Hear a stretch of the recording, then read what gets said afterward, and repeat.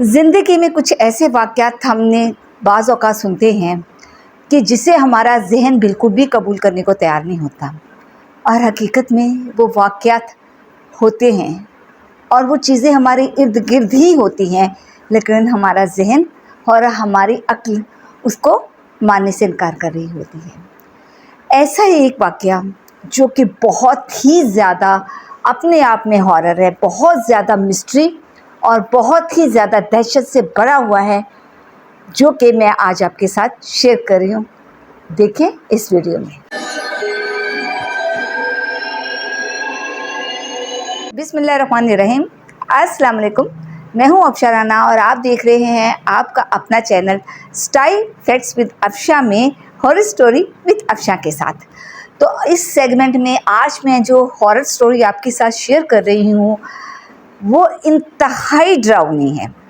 उसको ज़हन तस्लीम करने को तैयार नहीं हो रहा। कम से कम मैं जब ये स्टोरी मुझे मिली, मौसूल हुई, तो यकीन करें कि मेरे दिमाग और अक्ल ने इसको तस्लीम करने से इनकार कर दिया, इसलिए कि क्या ऐसा भी हो सकता है। ऐसी चीज़ें तो हम फिल्मों और ड्रामों में देखते हैं, क्या रियलिटी में ऐसा पॉसिबल है। और क्योंकि मेरा चैनल जिसमें मैं आपके साथ ये सेगमेंट शेयर कर रही हूँ हॉरर स्टोरीज़ का, ये ट्रू हॉरर स्टोरी, और इसमें मैंने अपनी ज़िंदगी के भी जो सच्चे वाक़यात हैं वो आपके साथ शेयर किए, और मैंने अपने ऑडियंस से, अपने व्यूअर्स से भी यही रिक्वेस्ट की थी कि अगर उनकी ज़िंदगी का कोई रियल ऐसा वाक़या है जो वो मेरे साथ शेयर करना चाहें और उनकी ही तरफ से मैं अपनी ऑडियंस के साथ शेयर करना चाहूँ, वो लोगों ने मेरे साथ शेयर किया है। ऐसा ही वाक़या आज जो मैं आपको सुनाने जा रही हूँ, मेरे नज़दीक तो बहुत डरावना है। इसको सुनाते वक्त, आपके साथ शेयर करते वक्त मेरे रोंगटे खड़े हो रहे हैं, लेकिन मैं आपको ये ज़रूर कहूँगी कि इस स्टोरी को सुनने के बाद आपने मुझे अपने कमेंट्स में ज़रूर बताना है कि सुनने में तो ये देखिए जो वाक़या मैं आज आपके साथ शेयर कर रही हूँ, ये लग नहीं रहा कि ये वाक़या ही सच में ऐसा हो सकता है, लेकिन ये वाक़या मुझे इंडिया कानपुर से भेजा है पूजा ने। जी हाँ, पूजा ये मुझे कानपुर से वाक़या पेश कर रही हैं, जो मेरी एक बहुत अच्छे सब्सक्राइबर भी हैं और ये इंडिया से है। उनकी ज़िंदगी का ये सच्चा और रियल स्टोरी है जो मैं आज आपके साथ शेयर कर रही हूँ। तो बहुत हॉरर स्टोरी है, आगे चल के आपके साथ शेयर करने वाली हूँ, और आपने मुझे बताना है कि क्या रियलिटी में ये ऐसा पॉसिबल है। तो चलते हैं वीडियो की तरफ। क्योंकि ये स्टोरी मुझे पूजा ने भेजी है, तो ये स्टोरी मैं पूजा के ही अंदाज से आपके साथ शेयर करूँगी। ये उन दिनों का वाक़या है जब मैं, यानी मेरे चाइल्डहुड का वाक़या आप कह सकते हैं। उस वक्त मेरी उम्र कोई 14 साल के करीब थी और मैं अपने स्कूल की छुट्टियों में हुई थी, समर वेकेशन था, और मैं अपने छुट्टियों को गुजारने के लिए, मेरी दीदी हैं जो कि मुझसे बड़ी हैं, हम सब बहन भाइयों में बड़ी हैं, और उनकी शादी दिल्ली में हुई थी मेरे ही जो है खालाजाद भाई के साथ, यानी कि उनके कज़न के साथ उनकी शादी हुई थी। वो दिल्ली में रहती थी और मुझे चूँकि समर वेकेशन थी, तो इसलिए मैं छुट्टियों में अपनी दीदी के घर चली गई। कुछ दिन अपनी खाला के, दूसरे लफ्ज़ों में कहा जा सकता है कि अपनी खाला यानी कि बुआ के घर चली गई। जब हम गए हैं, वहाँ पे पहुँचे हैं, तो बिल्कुल नॉर्मल था सब कुछ। कोई भी ऐसी चीज़ नहीं थी कि जिसका से डरा जाए या कोई ज़िक्र हो, कुछ इस तरह के कोई भी वाक़यात नहीं हुए थे। उन लोगों को भी उस घर में रहते हुए काफ़ी टाइम गुज़र गया था। एक दिन हुआ कुछ इस तरह से कि हम लोगों का प्लान बना, मेरी कुछ कज़न्स भी थीं, वो खाला की बेटियाँ और मेरे जीजू और मेरी दीदी, हम सब लोगों का प्लान बना शॉपिंग के लिए। तो वहाँ पे एक बहुत अच्छा शॉपिंग मॉल था जो कि अभी रिसेंटली कुछ अरसा हुआ था कि वो बना था। तो हमने कहा कि हम वहाँ जाते हैं अपने कुछ शॉपिंग के लिए। तो हम सब कज़न्स, मेरी दीदी, मेरे जीजू, हम सब गाड़ी में बैठे और शॉपिंग मॉल पे चले गए। हमने आहिस्ता-आहिस्ता अपनी शॉपिंग की, काफ़ी शॉपिंग की और चीज़ें भी ली, और बातें करते-करते मैं और मेरी कज़न्स, जो कि मेरी एज मेट भी थी, मेरी एज फेलो थी, हम लोग थोड़ा आगे हम सीढ़ियों से जब नीचे उतर रहे थे, हमारी फैमिली, दीदी और जीजू थोड़ा पीछे रह गए, हम लोग थोड़ा आगे हमारे पास काफ़ी शॉपिंग बैग्स थे जो हमने पकड़े हुए थे, और हमारी जो गाड़ी थी वो शॉपिंग मॉल के बाहर जो है पार्किंग एरिया, वहाँ पे पार्क हुए हुए थे। हम अपने बैग्स पकड़ते हुए, हंसते हुए, बातें करते हुए वहाँ जाके गाड़ी के पास गए। जैसे ही हम गाड़ी के पास गए और गाड़ी का दरवाज़ा खोला मैंने, तो मैंने देखा कि दीदी वहाँ पे पहले से मौजूद थी।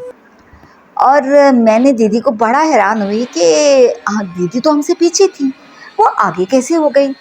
फिर मैंने सोचा कि हो सकता है हम कहीं बीच में रुके हैं या किसी जगह पे रुके हों और दीदी वहाँ से हमसे हमारे पास से गुज़र गई हो और हमें पता नहीं चला होगा। मैंने दीदी को कहा, दीदी अरे आप इतनी जल्दी आ गए, अभी मैं तो समझी थी आप हमसे पीछे हैं।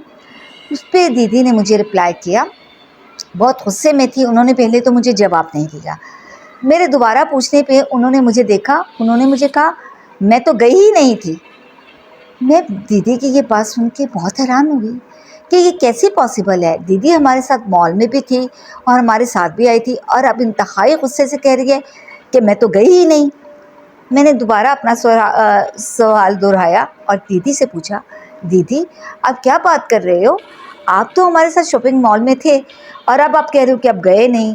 दीदी ने मेरी तरफ गुस्से से देखा और मुझे जवाब दिया, मैं तुम्हारे साथ कैसे जाती, तुम लोग मुझे अपने साथ लेके गए हो जो मैं तुम्हारे साथ जाती, तुम तो मुझे यहाँ गाड़ी में छोड़ गए। दीदी का इस दफ़ा जो रिएक्शन था वो बहुत ज़्यादा डरा देने वाला था, बहुत ज़्यादा गुस्से में और बहुत ज़्यादा ऐसे लग रहा था कि दीदी सच में हम दीदी को छोड़ गए हैं और उन्हें इस बात का बहुत ज़्यादा गुस्सा है। ये बात करते करते दीदी ने सीट बेल्ट को पकड़ा और अपने इर्द गिर्द मारना शुरू कर दिया और एकदम से दीदी की कंडीशन बहुत एग्रेसिव हो गई। उन्होंने चीखना चिल्लाना शुरू कर दिया। उन्होंने वही सीट बेल्ट जो थी वो पकड़ के अपने गले में बांधना शुरू कर दी और कहा, तुम लोग तो चाहते ही यही हो कि मैं मर जाऊं, इसीलिए तुम लोग मुझे इधर छोड़ के गए थे और तुमने गाड़ी भी बाहर से लॉक कर दी थी कि मैं बाहर ना निकल सकूं। तुम क्यों मेरी जान के दुश्मन हुए हुए हो सब। अगर तुम यही चाहते हो तो मैं अपनी जान खुद ले लूँगी। दीदी ने ये कहते हुए सीट बेल्ट को ज़ोर से अपने इर्द गिर्द गले के करीब बांधना शुरू कर दिया। दीदी की ये कंडीशन देख के मैं बहुत परेशान हुई, हम सब कज़न्स बहुत परेशान हुए। इतने में मेरी बुआ वो भी चली आ रही थी। जैसे ही वो पास आई तो दीदी की हालत देख के वो कहने लगी, अरे कविता तुम्हें क्या हुआ है, तुम इस कदर क्यों हो गुस्से में। दीदी बहुत ज़्यादा गुस्से में थी और अब दीदी ने रोना शुरू कर दिया। दीदी चीख चीख के रो रही थी, रोए जा रही थी और कह रही थी कि तुम सब लोग मेरे दुश्मन हो, तुम सब लोग मुझे मारना चाहते हो। मेरी बुआ गाड़ी से उन्होंने दीदी को बाहर निकाला, दीदी को प्यार किया, गले लगाया और बड़े प्यार से समझाया कि कविता तुम्हें क्या हुआ है, तुम इस तरह की बातें क्यों कर रही हो, कौन तुम्हें मारना चाहता है, हम सब तो तुमसे बहुत प्यार करते हैं। ये कहते हुए वो दीदी के साथ दोबारा गाड़ी में बैठ गई, बल्कि उन्होंने उसके बाद दीदी को आगे गाड़ी में बिठा दिया क्योंकि दूर से जीजू चले आ रहे थे। जैसे ही जीजू हमारे पास आए तो दीदी की कंडीशन को देख के वो भी परेशान हो गए। उन्होंने कहा, कविता तुम्हें क्या हुआ है, किस बात पे नाराज़ हो, अभी तो तुम मुझसे पीछे थी, इतनी जल्दी तुम गाड़ी में कैसे आके बैठ गई। तो दीदी ने उनको भी गुस्से से देखा और फिर दोबारा रोने लग गई। उस पर मैंने जीजू से कहा कि दीदी कह रही है कि वो तो गाड़ी से बाहर गई नहीं है, हम उनको छोड़ गए हैं। और मैं थोड़ा सा मुस्कुराने लग गई, इसलिए कि दीदी की ये बात तो हज़म होने वाली थी नहीं क्योंकि वो हमारे साथ शॉपिंग मॉल में थी। मेरे जीजू ने कहा, अच्छा अच्छा, मनाने के लिए दीदी को, अच्छा अच्छा चलो गलती होगी, सॉरी सॉरी सॉरी, गुस्सा थूक दो और हंस दो। और दीदी थोड़ी देर में बिल्कुल शांत हो गई और उन्होंने मुस्कुराना शुरू कर दिया। हम गाड़ी की पिछली सीट में बैठे हुए थे। इसी बीच जीजू को अपना वॉलेट या अपना मोबाइल कोई चीज़ वो भूल आए शॉप के ऊपर। वो कहते हैं, जल्दी से गाड़ी से उतरे, कहते हो मैं तो अपना वॉलेट, आई डोंट नो, ये मुझे याद नहीं, या वॉलेट या उनका मोबाइल कोई चीज़ वो वहाँ पे भूल आए। वो कहते हैं मैं लेके आता हूँ। वो गाड़ी से बाहर निकल गए और दीदी गाड़ी से खिड़की से बाहर देखने लगी। हम तीनों कज़न्स जो पीछे बैठी हुई थी, हम एक दूसरे को जो शॉपिंग हमने की थी, हम अपनी चीज़ें एक दूसरे को दिखा रहे थे। दिखाते दिखाते मैंने एकदम से कहा, दीदी आपने ये मेरी शॉपिंग देखी है। मैं दीदी को अपनी कोई चीज़ दिखा रही थी। ये दिखाने के लिए जैसे ही मैं आगे गई फ्रंट सीट की तरफ, मैंने देखा तो दीदी गाड़ी में मौजूद नहीं थी। गाड़ी की फ्रंट सीट जो थी वो खाली थी। इस चीज़ को देख के मैं बहुत घबराई। मैंने गाड़ी का जब दरवाज़ा देखा तो वो बंद था। मैंने इधर उधर दाएं बाएं हर तरफ देखा, दूर तक देखा, दीदी मुझे कहीं ना जाती नज़र आई, बिल्कुल भी दिखाई ना दी। मैं बहुत परेशान हो रही। इतने में जीजू फ़ौरन वापस आए, आके कहते हैं तुम्हारी दीदी किधर है। मैंने कहा जीजू आपके जाते ही दीदी गाड़ी से चली गई। उन्होंने कहा कहाँ, तुमने जाते देखा। मैंने कहा मैंने तो उनको जाते नहीं देखा, मुझे नज़र नहीं है। आप जैसे गए हैं तो उसी वक्त, उसके कोई 2-2.5 मिनट भी नहीं होंगे, 1 मिनट बाद मैंने दीदी को अपना शॉपिंग बैग दिखाने के लिए आगे हुई थी। दीदी गाड़ी में मौजूद नहीं थी। मैंने गाड़ी से उतर के बहुत उनको ढूंढा, दाएं बाएं देखा, लेकिन दीदी कहीं भी मुझे दूर चलती नज़र नहीं आई। अभी हम बात करें तो देखा कि दीदी उधर से शॉपिंग मॉल की सीढ़ियाँ उतर के नीचे आ रही हैं और उनके हाथ में काफ़ी ज़्यादा शॉपिंग बैग थे। जब वो हमारे पास आई तो मैंने कहा दीदी आप तो अभी गाड़ी में थी और ये आप इतनी जल्दी इतनी ज़्यादा शॉपिंग कहाँ से करके आ गई। तो हंसने लग गई और कहने लगी, वो काफ़ी थकी हुई भी लग रही थी। उन्होंने कहा तुम लोगों ने मेरे साथ बहुत अच्छा किया, मुझे शॉपिंग मॉल छोड़ के खुद सब गायब हो गए, तुम्हारे जीजू भी चले गए और ये सारी चीज़ें मुझे उठा के लेके आना पड़ी।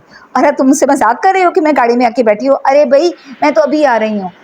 उन्होंने जब ये कहा तो हम सब ने एक दूसरे का मुंह देखना शुरू कर दिया, क्योंकि ये इस कदर हॉरर वाक़या था, हॉरर बात थी कि हम में से कोई भी इस चीज़ को मानने को तैयार नहीं था।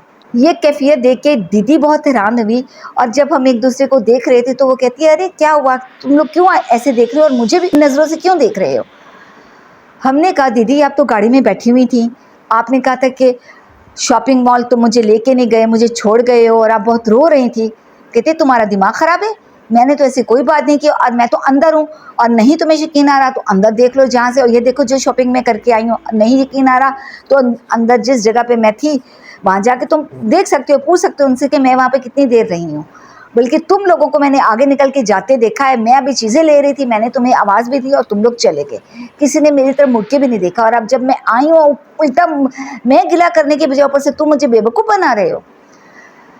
तो ये वाक़या इस कदर हॉरर था, इस कदर डरावना था कि इसको होने की वजह से हम सब, न सिर्फ हम सब कज़न्स, मेरी बुआ, बल्कि मेरे जीजू भी बहुत ज़्यादा हैरान हुए और बहुत ज़्यादा हम लोग डर गए। उस वक्त तो हम फ़ौरन निकले, घर के लिए चले गए।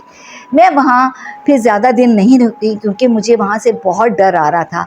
कुछ ही दिनों के अंदर अंदर मैं वापस अपने शहर आ। तो जी व्यूअर्स, सुना आपने ये वाक़या, किस कदर डरावना वाक़या है, क्योंकि ये चीज़ें जो हमारे सामने होती हैं, ये हम चीज़ें देखते हैं फिल्मों में ये चीज़ें दिखाई जाती है, ड्रामों में ये चीज़ें दिखाई जाती है। इस तरह से कोई चीज़ आपके सामने बिल्कुल ज़ाहिर नहीं होती। लेकिन ये पूजा ने जो वाक़या हमें सुनाया है, मुझे तो सुन के बहुत खौफ आया है कि आखिर वो क्या चीज़ थी, क्या थी?